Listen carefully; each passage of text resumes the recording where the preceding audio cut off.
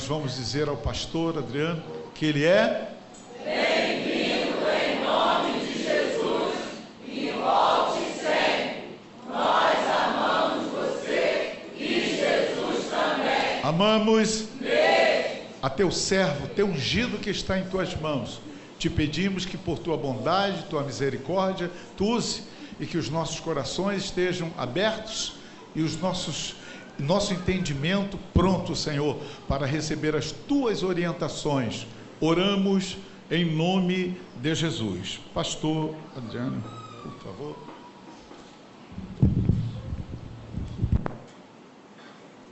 Som. Paz de Cristo seja a todos. Amém. Sempre para nós uma alegria indescritível poder estar na responsabilidade de pregar a palavra de Deus, honrado pelo eterno Deus, porque sempre é uma honra que Ele nos dá, honrado pelo pastor Luiz Cláudio, pastor e anjo desta igreja.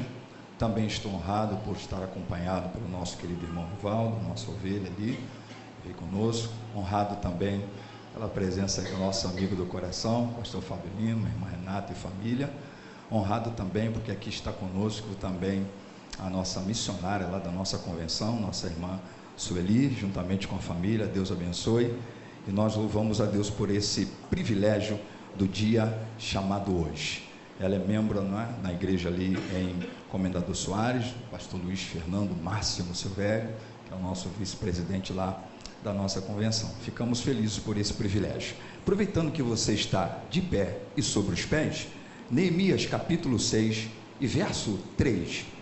Eu leio só esse verso, mas se você quiser acompanhar-me, eu quero poder fazer uma exposição no tempo que temos de alguns textos de Neemias para falar sobre exatamente estarmos fazendo uma grande obra. Deus nos tem chamado para fazer uma grande obra, e eu quero poder esboçar um pouco dessa história de Neemias, ou do que Deus tem para falar ao nosso coração a partir deste texto, a partir desse homem, a partir desta realidade. Neemias capítulo 6 e o verso 3, só o verso 3, que na minha versão Nova Almeida atualizada diz-nos assim: por isso enviei-lhes mensageiros para dizer: estou fazendo uma grande obra e não posso descer até aí. Por que devo parar a obra para ir me encontrar com vocês? Amém. Pode sentar-se, coração aberto, alma voluntária, e deixe que Deus fale ao seu coração mais uma vez. Quando nós falamos sobre realizar a obra de Deus, pressupõe-se ou precede-se que nós estamos falando de vocação. Quando está se falando de realizar a obra do Deus grande, por isso a obra é grande, porque não é exatamente por conta da obra, mas por causa do Deus da obra, nós precisamos então entender que se precede, que se entende vocação. Porque Hebreus capítulo 5, verso 4 diz para a gente que ninguém faz tal coisa se não for por ele chamado. Significa dizer que não existe ninguém no reino de Deus, na obra do Senhor, que não tenha sido chamado por Ele para alguma coisa. Não importa quem é você, não importa a sua capacidade ou capacitação, não importa o que você possa apresentar a Ele, mas aquele que chama é aquele que capacita, é aquele que sabe que nós não temos nada a oferecer-lhe para fazer a obra que Ele nos tem chamado, e que sempre, eu repito, Deus sozinho já tinha terminado, e há muito tempo, a obra que Ele nos chama para fazer. Então você é um privilegiado por Ele, porque Ele chama quem não tem nada a oferecer, não tem capacidade de coisa alguma para fazer uma obra que Ele sozinho já tinha até terminado. Então você é um privilegiado, porque Ele chama você só porque gostou de você, e a Bíblia chama isso de graça. É graça, favor e merecido. Gostou de você porque gostou de você, e não tem muita explicação para isso, porque isso é graça de Deus para a nossa vida, e Ele, sabendo que você nada tinha para oferecer, Ele ainda te capacita para cooperar com Ele numa obra que é grande. Por isso que eu e você precisamos entender que Deus nos tem vocacionado e nos tem chamado para uma grande obra. E quando olhamos para a vida de Neemias, a gente aprende algumas coisas, porque a grande pergunta é: por que muitos não estão fazendo a grande obra do Deus grande? Por que a maioria tem tido dificuldade de realizar a obra do Deus grande? Porque hoje talvez essa seja a maior das dificuldades, é que está faltando material humano. Quando se fala de missões, quando se fala de evangelismo, quando se fala de ministério, quando se fala de ensino, quando se fala da obra do Senhor, quando se fala de música, quando se fala de qualquer coisa na obra de Deus, às vezes você tem o recurso, às vezes você tem as finanças, às vezes você tem o material, mas aí você fica à procura. Diz Ezequiel, capítulo 22 e verso 30, que o eterno Deus está à procura de um homem. Ele não está procurando uma multidão, ele está procurando apenas um, porque é a partir de um que ele pode então trazer uma grande multidão, e ele procura um homem apenas para tapar a brecha no muro. E diz o texto, ele não achou. Quando você vai para João, capítulo 4, verso 23 e 24, de novo está lá dizendo, ele procura, e procura verdadeiros adoradores. Deus está à procura de gente, Deus está à procura de pessoas. Naquele momento de Isaías com Deus, capítulo 6 do profeta Isaías, verso 8, a mesma coisa: quem há de ir por nós, quem enviarei, diz o Senhor. E aí naquele momento, graças a Deus, alguém que era Isaías disse: epa, eis-me aqui, envia-me a mim. Como é que a gente então tem a capacidade de poder realizar a grande obra do Deus grande da obra? E eu queria chamar a sua atenção para algumas coisas. Talvez sejam essas as realidades ou dificuldades que têm impedido tantos de nós de realizar a obra que Deus tem chamado a gente para fazer. Não importa, de novo eu vou repetir, não importa quem é você, não importa o teu nome, não importa quanto tempo de evangelho, não importa quanto tempo você levantou a mão, não importa talvez o teu grau de intelectualidade, de teologia também, não importa, importa que Deus chamou você, e o Deus que chamou você, capacitou você para cooperar com Ele na obra grande, porque esse Deus é grande. Qual é a primeira coisa que eu aprendo com Neemias? Capítulo 1, do verso 2 ao 11.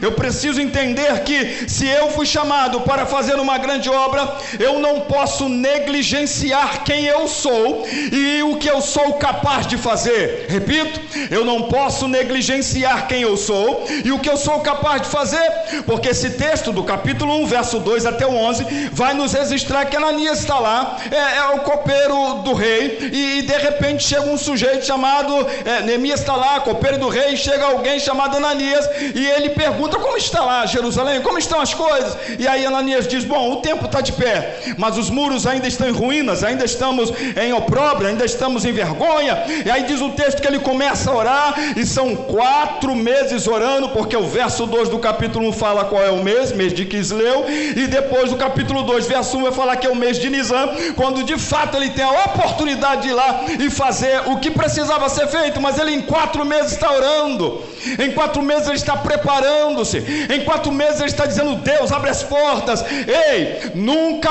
ore se você não estiver preparado para ser a resposta das suas orações. Nunca ore se você não estiver preparado para ser o instrumento de Deus como resposta das suas orações. Ele está orando por 4 meses, mas está tudo preparadinho, porque quando o rei diz: e aí, o que pode ser feito? Bom, já que o senhor perguntou, eu preciso disso, eu preciso disso, eu preciso disso, eu preciso disso, e da permissão do Senhor. Se o Senhor financiar, eu vou, eu faço. E o rei ainda pergunta: quanto tempo? Por tanto tempo. Eu vou lá e faço, e eu volto. Talvez você não vai glorificar tanto nesse momento, que a gente está sempre pedindo a Deus para que o anjo vá, para que o anjo resolva, para que o anjo trabalhe. Mas há muitas coisas que eu e você precisamos ser a resposta.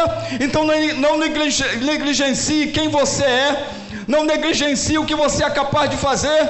É por isso que muitas vezes não fazemos a grande obra do Deus grande, porque a negligência às vezes no nosso coração, a displicência às vezes na nossa alma, a indiferença muitas vezes naquilo que nós podemos e devemos fazer. Deus tem chamado você para fazer uma grande obra. Num dia como esse, essas portas estão abertas. Aqui nós estamos para adorar o Senhor, aqui nós estamos para glorificar o Senhor. Por quê? Porque fomos chamados a fazer uma grande obra. Fomos chamados para fazer uma grande obra, então não podemos negligenciar quem somos e o que somos capazes de fazer. Mas há uma segunda coisa que me chama a atenção na vida desse homem. É porque quando Deus nos chama para fazer a sua obra, haverá desafios, haverá dificuldades, haverá coisas difíceis na caminhada, nós teremos desafios a enfrentar. E aí, sabe o que esse homem passou? Esse homem passou por desprezo, esse homem passou por calúnia, esse homem passou por acusação, mas ele entendeu que foi chamado para realizar uma grande obra. E aí o que eu quero dizer para você, e estou dizendo é: não viva se explicando sobre quem você é e o que você foi chamado para fazer. Faça, porque quem te chamou para fazer o eterno é o Senhor da obra.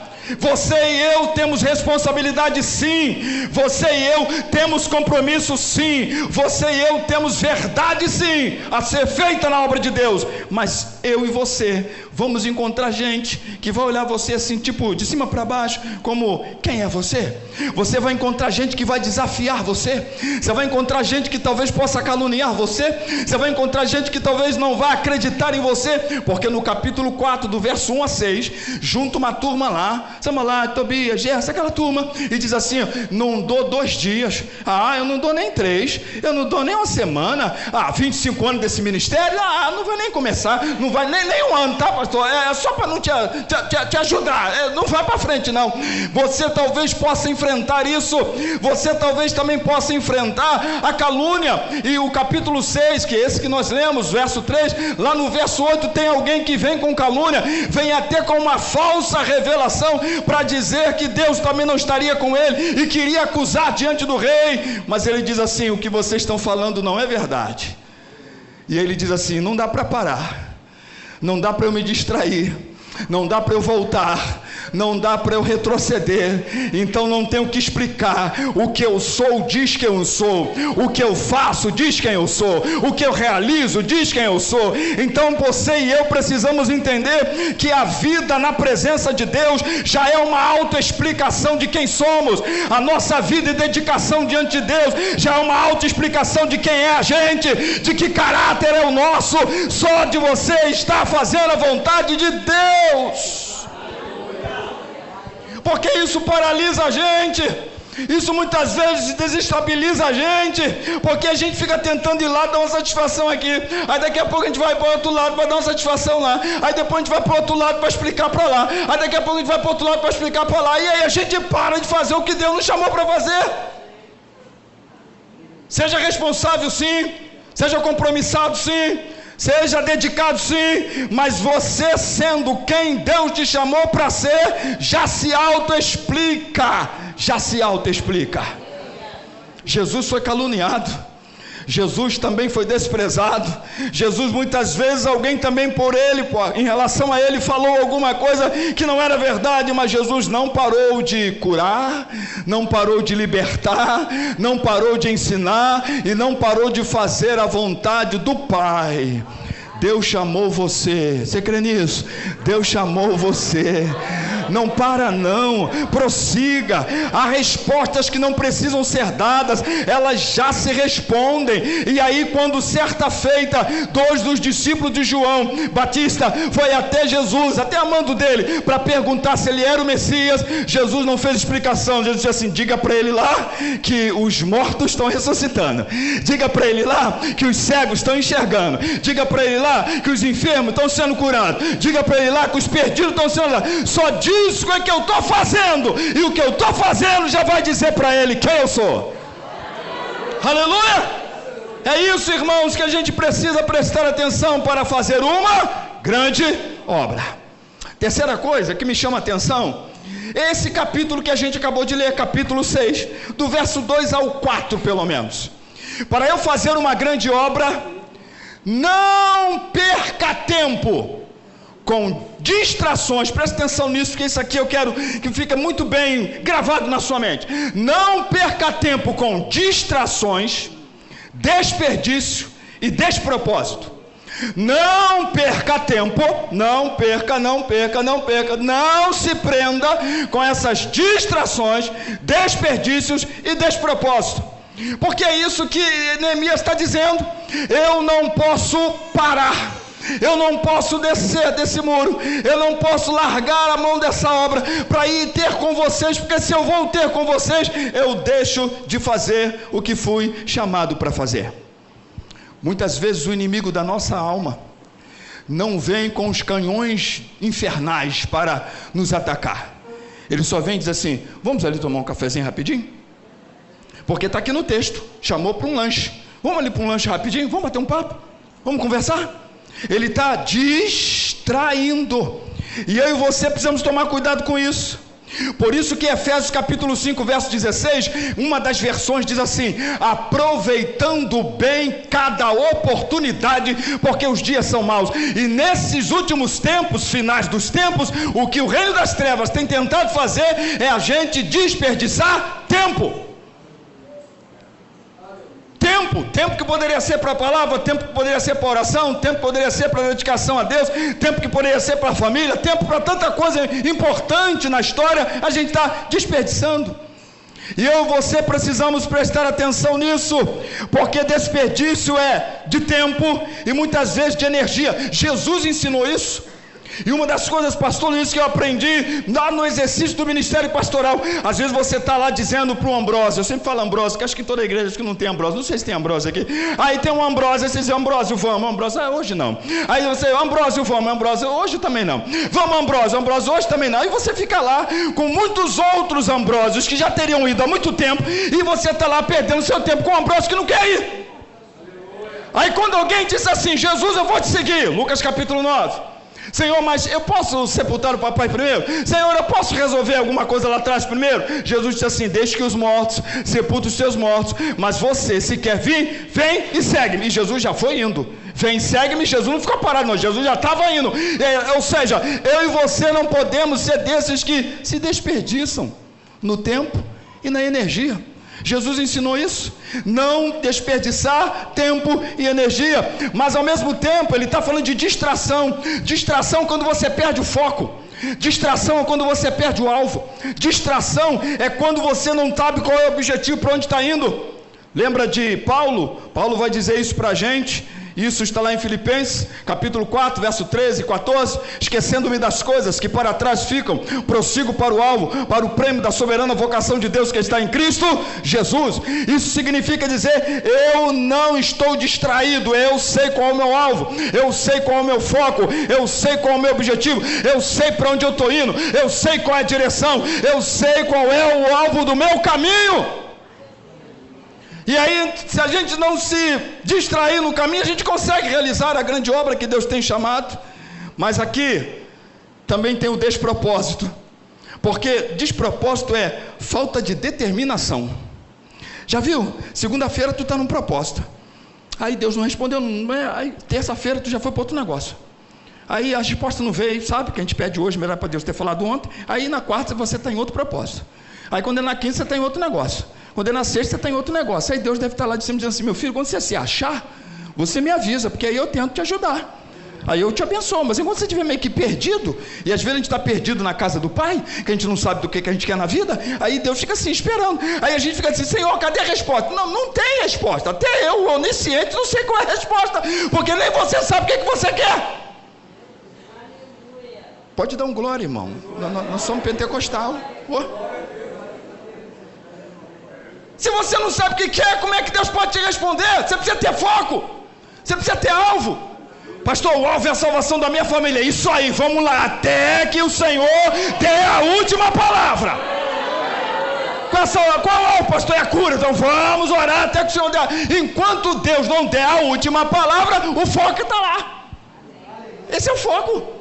Não pode cada hora você quer uma coisa diferente. Então, para se fazer a obra do Senhor, eu não posso me prender a distrações, eu não posso me prender a desperdícios, e eu não posso me prender a despropósitos. Por isso que Jó 22, 28, uma das versões que eu gosto, diz assim: determinando tu algum negócio, ser-te-á firme, e a luz de Deus brilhará sobre os seus caminhos. Luz de Deus só brilha sobre o caminho de quem determinou alguma coisa, ou que alguém propositou alguma coisa e ficou firme. Ficou firme, a luz vem. Não ficou firme, não tem luz. Fica triste não, mas não tem não. Porque você não ficou firme. Você não sabe o que você quer. Você ainda está meio que perdido ainda. Aí Deus está dizendo: ei, o que você precisa? O que você quer? É interessante que todos aqueles que Jesus foi curar, alguns casos Jesus faz pergunta. Quando o novo convertido eu li, eu disse: meu Deus, essa pergunta não tem sentido. Jesus está diante de um cego e pergunta a ele: o que queres que eu te faça? Meu Deus do céu, se ele é cego, o que então a gente entende? É que ele vai precisar ser curado, ele quer visão. Mas vai que o cego, que isso existe hoje, tá? Vai que o cego, por ser cego, nunca rodou a Palestina, queria fazer um turismo. Aí de repente ele diz para o Senhor: Senhor, eu queria que o Senhor me conduzisse por toda a Palestina e fosse me narrando como um guia turístico como é que é a Palestina, é isso que eu quero. Aí de repente Jesus ia pegar o cego e ia rodar por toda a Palestina, mas ele continuaria como? Cego.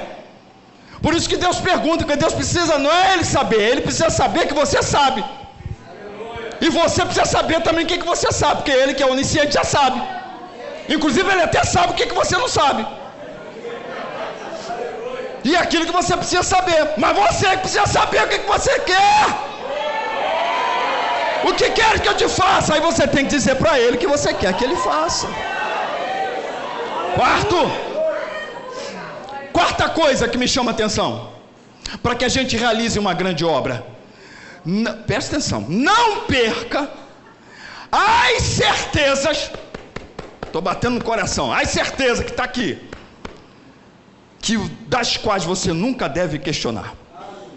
Não perca as certezas das quais você nunca deve questionar.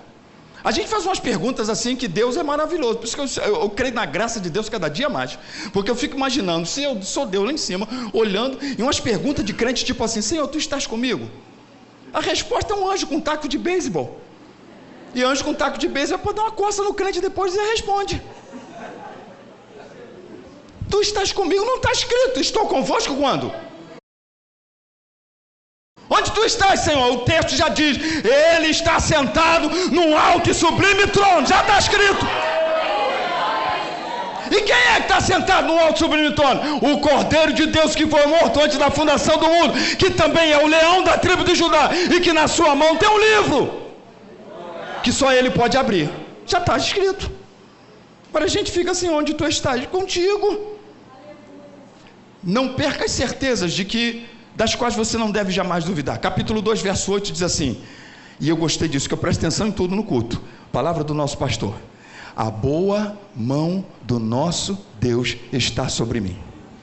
Capítulo 2, verso 18, de novo: a boa mão do nosso Deus está sobre mim. Capítulo 2, verso 20, de novo: a boa mão do nosso Deus está sobre mim. Capítulo 4, verso 20, de novo: a boa mão do nosso Deus está sobre mim. Para fazer a grande obra de Deus, você não pode perder essa certeza, não deve questioná-la em momento algum. A boa mão de Deus está sobre ti. Tem alguém aqui hoje que ainda duvida desse negócio? Faça uma oração agora por você, rápida. Uma oração para que o Senhor te dê essa certeza na vida, na alma. A boa mão de Deus está sobre ti. Tem luta, tem prova, tem vento, tem dificuldade, tem acusações, tem desafio. Sim, Neemias tinha tudo isso, mas a boa mão do seu Deus estava sobre ele. E há fatos que não precisam de comprovação, já se apresentam inquestionáveis. A fé se direciona no que Deus é, não no que Deus faz. E a gente vai fechando aqui. Olha, é preciso saber de quem você é. Você sabe de quem você é? Você sabe de quem você é? Lembra aquela palavra que nós ministramos aqui naquela outra consagração, que foi Atos capítulo 27? Na madrugada, o Paulo diz: o Deus de quem eu sou e a quem eu sirvo disse: nenhuma das 276 pessoas dessa embarcação vai morrer. Ele disse que só a embarcação que não vai salvar. Aleluia, glória a Jesus. Aí como é que você anda na fé? Que a embarcação que você está não vai ser salvo, mas você que está na embarcação vai ser salvo. É isso aí. Deus faz essas coisas assim divinamente complicáveis para nós, divinamente não lógicas para nós, mas divinamente confiantes de certeza e de fé. Porque se você sabe quem Ele é, não entendi, mas eu criei. Não compreendi, não discerni, não esmiucei, mas eu sei quem Ele é. Você precisa saber de quem é, você precisa saber a quem você pertence. Você sabia a quem você pertence? Já sabe que tu não é dono da sua vida, sabe disso, né? Estou só ajudando para confirmar, que às vezes quando a gente acredita que é, de vez em quando a gente se desvia nesse pensamento. Não, você não. Ele é dono por direito de criação, por direito de redenção e por direito de prevenção. Ou aquele que está prevendo todas as coisas, provendo todas as coisas na sua vida. Ele é o Senhor. Você precisa saber o que você é e o que você faz. Isso é identidade diante de Deus. Mas eu fecho essa palavra. Para se fazer uma grande obra, você precisa nunca deixar de ouvir o Espírito da palavra e a palavra do Espírito. O texto vai dizer, em vários outros, mas o capítulo 8 principalmente, que é um momento que o Esdras aparece diante da congregação, e o Esdras abre o livro da lei, e o texto diz que os ouvidos de todo o povo estavam atentos ao livro da lei. Isso está no capítulo 8, verso 3, lá depois repete no verso 9, depois repete no verso 18, e depois no capítulo 4, verso 3, de novo vai repetir que o livro da lei foi aberto, e os ouvidos do povo foram atentos à palavra do Espírito, e ao Espírito da palavra. Sabe o que Jesus está dizendo? Quando no capítulo 6 de João, ele traz uma palavra até forte para aquele povo, na primeira multiplicação dos pães, só João vai dizer isso, e aí aquela palavra um pouco dura, e alguns vão indo embora, e Jesus ainda pergunta assim: e aí vocês, discípulos que permaneceram, não vão também? Pedro responde no verso 63, presta atenção no texto, ele diz assim: para quem, não é para onde, tem nada a ver com lugar. Deus não é um lugar de geografias topográficas da vida. Deus não é do monte nem dos vales. Deus é o Todo-Poderoso, Deus é o Eterno, preenche céus e terra. Aí ele diz: para quem iremos nós? Só tu tens as palavras de vida eterna. As tuas palavras vivificam, e são essas palavras que eu preciso ouvir. No verso 68 vai se repetir também a mesma verdade. Por isso, em nome de Jesus, nesta noite, Deus está dizendo a você mais uma vez: tu fostes chamado para uma grande obra. E aí, se você diz: Senhor, por que eu não estou conseguindo fazer? Preste atenção nessas verdades, entre tantas, para que você possa ser esse grande obreiro, essa grande obreira, fazer a grande obra do Deus grande. Mas ouça o que Deus está falando, ouça a voz do Espírito, ouça a verdade de Deus para a tua vida, porque enquanto nós não ouvirmos o que a palavra diz, enquanto nós não ouvirmos o que a palavra nos ensina, nós ouviremos a voz do coração, nós ouviremos a voz de alguém atribulado, nós ouviremos a voz de um incrédulo, nós ouviremos a voz de um ateu, nós ouviremos a voz de tanta gente, mas nunca conseguiremos ouvir a voz do Senhor. E a voz do Senhor faz tremer a terra. Salmo 29, a voz do Senhor faz tremer os corações, a voz do Senhor também traz paz, a voz do Senhor acalma o dilúvio, diz o Salmo 29, há dilúvio na sua vida, a voz do Senhor acalma qualquer dilúvio, e é essa voz que eu e você precisamos ouvir em todo o tempo. Você pode fechar os teus olhos, curvar sua cabeça mesmo assentado? Glória a Jesus. Eu sei que nessa noite, talvez você que aqui está, tenha sido convidado por alguém, ou foi convidado diretamente pelo próprio Espírito do Senhor, e você tem ouvido essa voz, e você entende que Deus o tem chamado para uma grande obra, e você quer aproveitar essa oportunidade para estar aos pés do Senhor, e para dizer: eis-me aqui, Senhor. E esse é um convite de compromisso com Deus, esse é um convite de salvação no Senhor, Esse é um convite de conversão a esse chamado do eterno. Então você que talvez esteja afastado, você que talvez nunca se apresentou diante de Deus, nunca disse: Jesus me recebe, nunca tomou a decisão de aceitá-lo como seu Salvador, esse é o momento, essa é a oportunidade, esse é o dia, essa é a hora. Não deixa passar, porque a gente não sabe dos nossos minutos seguintes, a gente não sabe do nosso, nem do hoje, quanto mais do amanhã. Mas Deus está dizendo para você hoje: vem porque eu sou o teu Salvador, vem porque eu sou o teu Redentor, vem porque eu te amei primeiro, vem porque eu já morri por você antes da fundação do mundo. Esse mestre está chamando você nessa noite, para que você tenha um compromisso de vida cristã com Ele, de vida de discípulo com Ele. É o que nós comumente chamamos do aceitá-lo como seu Senhor e Salvador. Há alguém nessa noite? Dá um sinal onde você estiver, para que eu tenha o privilégio de poder orar com você e por você, para que o nome do Senhor seja glorificado na sua vida. Há alguém? Não deixe para depois, não deixe para amanhã, não deixe para outro momento, não deixe para outra hora. Nós vamos orar com toda essa igreja, e você poderá, até o final desse culto, ter a sua decisão pelo Senhor Jesus. Pai Santo, nós te glorificamos neste lugar, nós te glorificamos nessa noite, nós te glorificamos neste momento, quando mais uma vez o Senhor nos tem dado o privilégio de estarmos na tua casa, te adorando, te bendizendo, e eu em particular pregando a tua palavra.